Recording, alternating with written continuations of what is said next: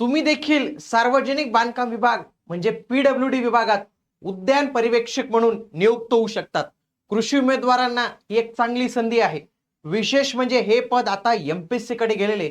याची जाहिरात येऊ शकते का? सोबतच याच्या पात्रतेमध्ये सर्वात मोठा बदल झालेला आहे.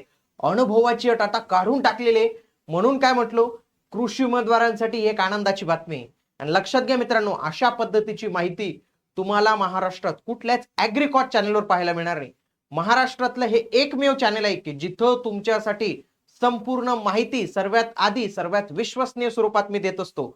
म्हणून तुम्ही आपल्या या इग्नाइट ॲग्रिकॉस युट्यूब चॅनलला आजच सबस्क्राईब करून घ्या. आणि तुम्हालाही माझं काम आवडत असेल तर मला एक कमेंट तुमची जी आहे तर ती नक्की करत चला. बघा, एमपीएससीचा हा नवीन जी आर आहे. भरती प्रक्रिया सुसूत्रीकरण आणि सुधारणा सामान्य प्रशासन विभाग यांचा जी आर आहे 5 मे 2026 चा. जर मी या जी आर ला गेलो, म्हणजे फॉर एक्झाम्पल मी जर जी आर ओपन केला तर इथं वेगवेगळे संवर्ग ऍड करण्यात आलेले.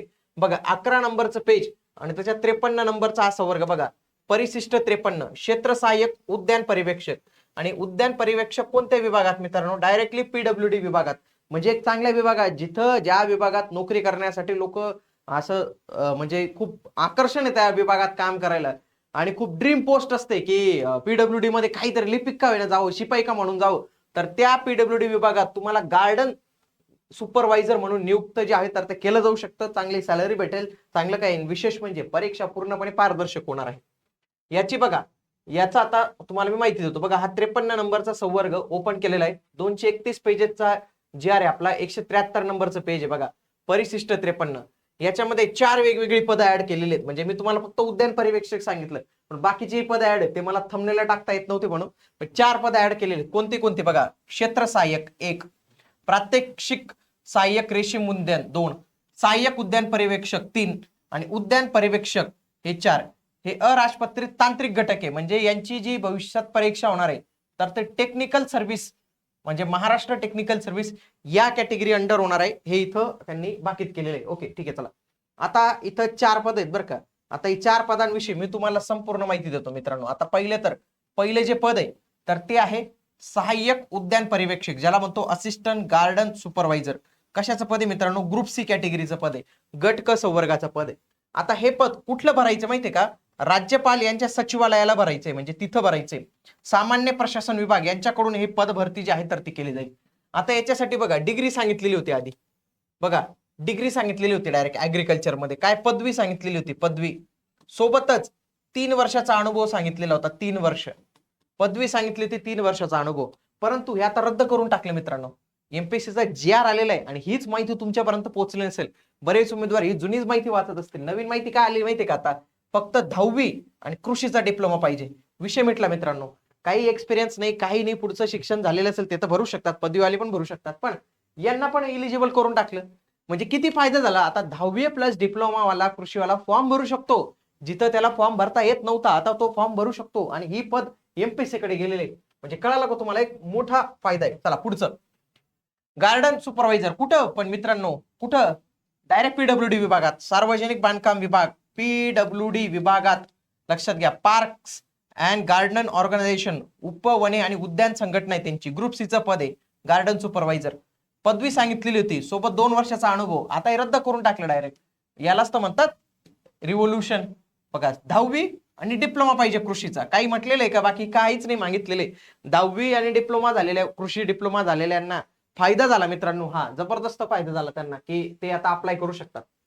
पुढचं आहे सहकार पणन आणि वस्त्रोद्योग विभागाच्या रेशीम संचालनालय यांच्याकडे एक पद आहे मित्रांनो, फील्ड असिस्टंट, क्षेत्र सहाय्यक त्याला म्हणतात. ग्रुप सीचं पद आहे.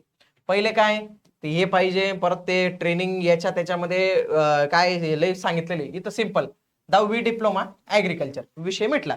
10वी डिप्लोमा ऍग्रिकल्चर. पुढचं 4थं पद सहकार उद्योग रेशीम संचालनालय, काय डेमॉन्स्ट्रेटर, प्रयोग निर्देशक. ग्रुप सीचं पद आहे. याला पण काय एक्सपिरियन्स हे पाहिजे ते पाहिजे काहीच नाही. एकदम सिंपल भाषेत काय डिप्लोमा इन ऍग्रिकल्चर, 10वी प्लस डिप्लोमा इन ऍग्रिकल्चर.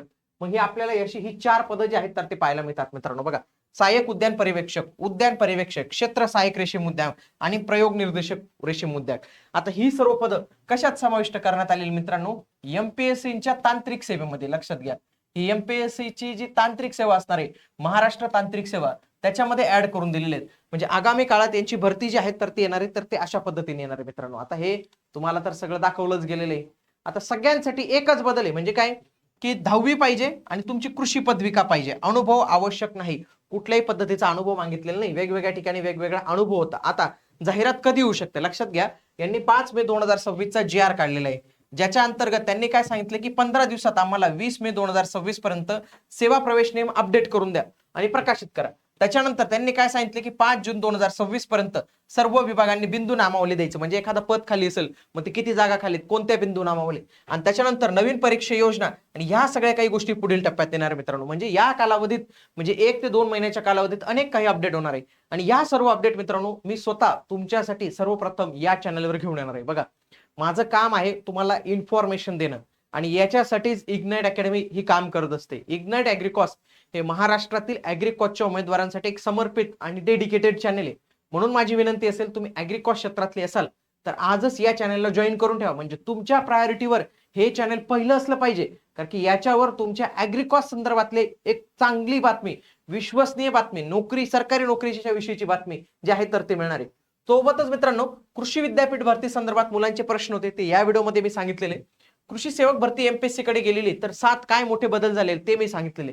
असे अनेक व्हिडिओ मी तुमच्यासाठी घेऊन येत असतो. या चॅनलला जॉईन करून ठेवा आणि तुमच्या चांगल्या प्रतिक्रिया मला कळवत चला मित्रांनो. कारण की काय असतं, तुमच्या ह्याच प्रतिक्रिया आम्हाला खूप चांगलं मोटिवेशन जे आहे तर ते देऊन जातात, आणखी एक चांगले काम करण्याची प्रेरणा मिळते.